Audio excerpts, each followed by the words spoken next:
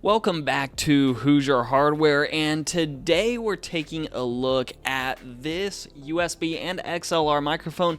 This is the Fifine Tank 3. Though, now that I think about it, I believe Fifine is officially pronounced Fine. This is the Amplitank Tank 3. So we have the Fifine Amplitank Tank 3 out for review here. And this is a relatively new mic that goes for about $90 as of the time of recording. And that's going to be important to consider later on. So let's get into this review and see if this mic is any good.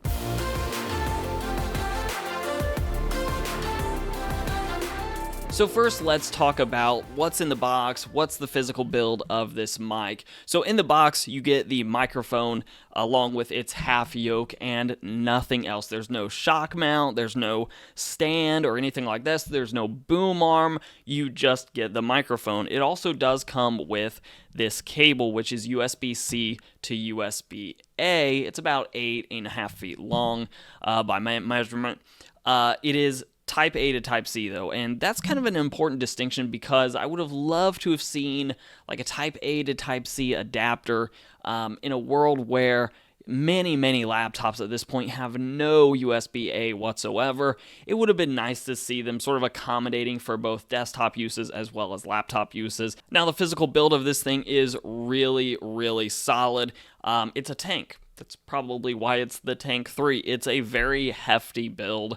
It's all metal construction. It feels fantastic in the hand, and when you're getting it mounted up, it does not feel fragile whatsoever. It's got on the side of it two dials. One is for headphones, the other is for your gain for the mic itself, and then it has one button which is illuminated in green when the mic is active, and it turns red when the mic is muted. Though, as a note, the dials plus the button only work in USB mode, which is what you're listening to right now.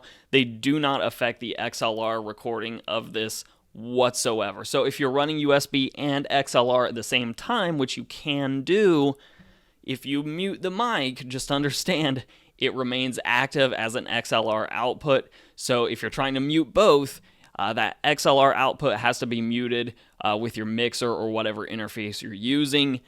The buttons and the dials on board only affect it when it's in USB mode. Now, up until this point, you've been listening to it in just USB mode running directly into my computer where I'm recording with OBS.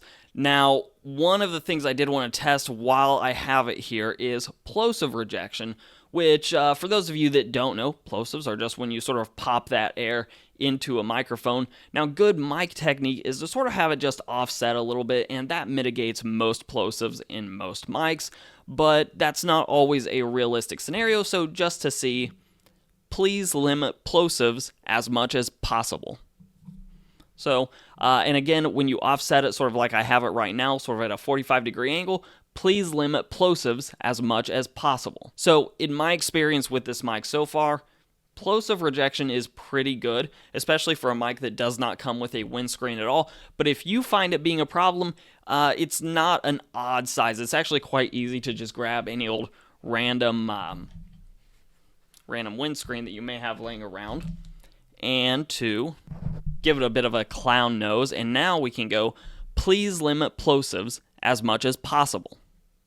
So you can add a little bit of plosive rejection fairly easily to this mic. And now for some blind audio samples. I have several mics laying around here, so you're going to hear some samples from the Fifine Tank 3. You're also going to hear some samples from the Fifine K688, which is a bit of a competitor to this mic at just a little bit of a cheaper price. There's the Mayano PD100, which is an XLR-only mic, but is significantly cheaper, less than half of the price of this mic. And then just because I have one laying around, we have the RE27, which is way more expensive than any of these other mics. So here are those blind tests, and then we'll reveal which mic was which. 3 rings for the Elven Kings under the sky, 7 for the Dwarf Lords in their halls of stone, 9 for mortal men doomed to die, 1 for the Dark Lord on his dark throne, in the land of Mordor where the shadows lie.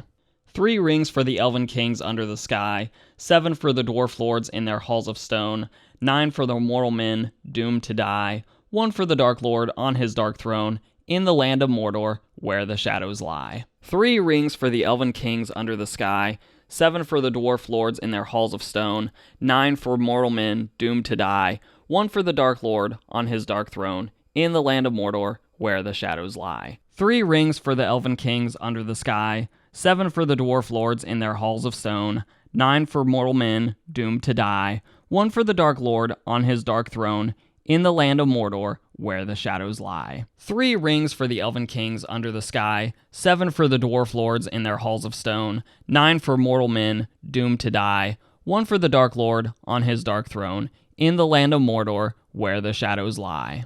3 rings for the elven kings under the sky, 7 for the dwarf lords in their halls of stone, 9 for the mortal men doomed to die, 1 for the Dark Lord on his dark throne, in the land of Mordor, where the shadows lie.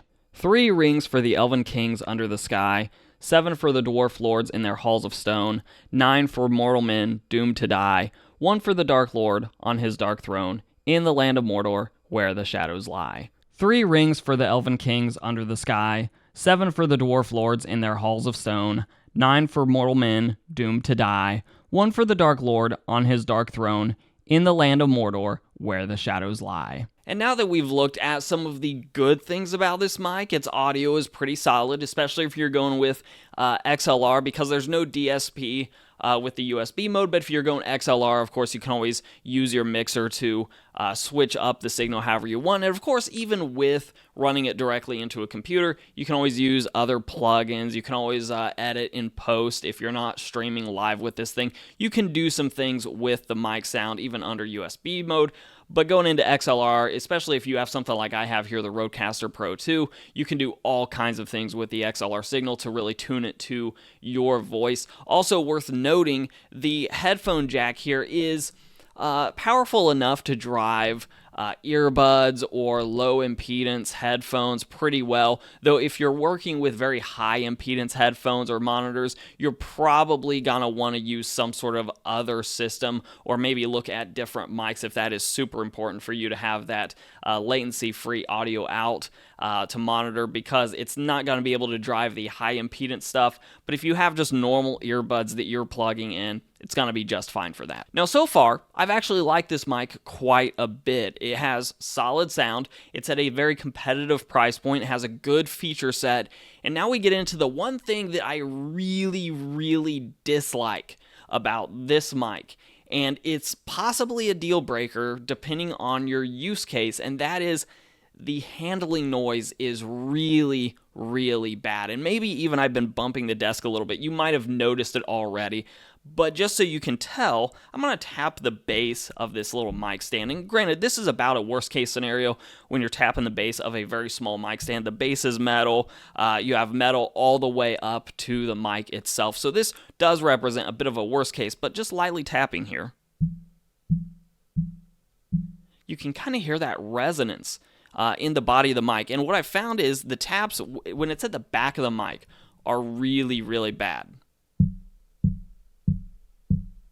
And just to give you a little bit of a comparison point, because again, I have several mics around, here are some tap tests from other mics as well as the Fifine Tank 3 when they are mounted to an arm that is mounted on the desk you are working. So this is going to represent sort of if you're typing on your keyboard or just bumping the desk, if you have a mic arm that's mounted to that surface, this is the type of noise you can expect to get through to that microphone.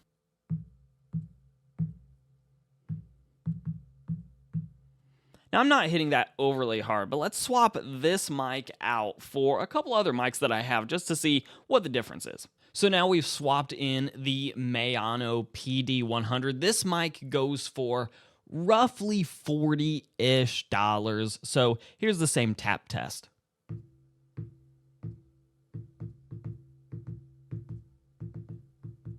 And finally, we have the Fifine K688. This mic is sometimes $70-ish, maybe a little bit more like $72. And then I've noticed that it cyclically goes on sale down to about $58. So if you're patient, if it's not currently on sale, the chances are strong that it will be on sale in the not great distant future, and you can get it for sub 60. Though if you do add the windscreen is a third-party aftermarket windscreen. It was about $10 on Amazon, give or take. So you can get those, but that shouldn't affect the tap test so much as it does the plosive. So here is that tap test.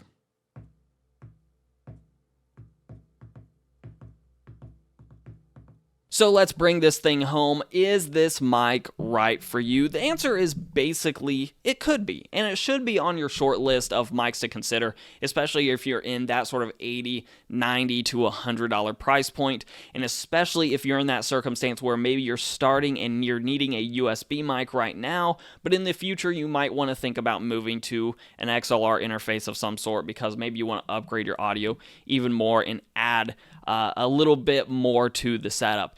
If that's the type of mic you're looking for, one of those combo mics, this should absolutely be in the running. However, that being said, I really like the Fifine K688. And the reason I like this mic probably a little bit better than the Tank 3 in this case is because it is shock mounted out of the box, which the downside to that is you can't really mount this thing up in any other way other than using a shock mount. But the shock mount actually does a pretty good job of getting rid of any desk sound. So if you're a streamer in particular, you're going to be typing on your keyboard, you might be bumping your desk occasionally, then having something like this is going to be really nice. Now, the windscreen that comes with the K688 is pretty thin, especially on the front end. It's really weird. It's thinner on the front than on the side, which does mean that it is very susceptible to plosives because the windscreen doesn't really do a whole lot.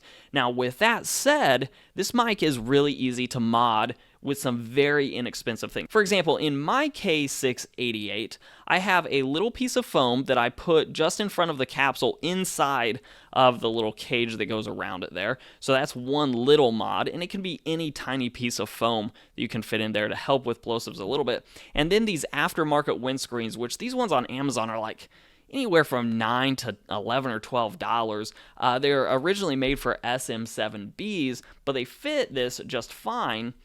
And frankly, they add a little bit of flair, but they're also a thicker foam than the stock one. So by doing those couple of mods, you can take a microphone that's regularly on sale for just under $60, add about $10 to $15 worth of cost to it. So you're up to like $75-ish at this point. Still cheaper than the Tank 3, but now you have a microphone that is not susceptible to bumps on your desk and is no longer susceptible at all to plosives. And it still sounds pretty good. It sounds pretty close to me and to my ear to the Tank 3's quality. Now, all that being said, if bumps aren't a problem for you, maybe you're going to have your mic mounted off of the desk that you're working on or not mounted to whatever surface it is that you're using regularly, then the Tank 3 should definitely be near the top of your list because it's a good looking mic, it's well built, has a really good sound quality to it, and it's not crazy expensive. So it's all about use case with the Tank 3. So I've rambled on long enough about the Fifine Tank 3. Let me know your thoughts in those comments down below. Otherwise, like, share, subscribe, and I will see you all in the very next video.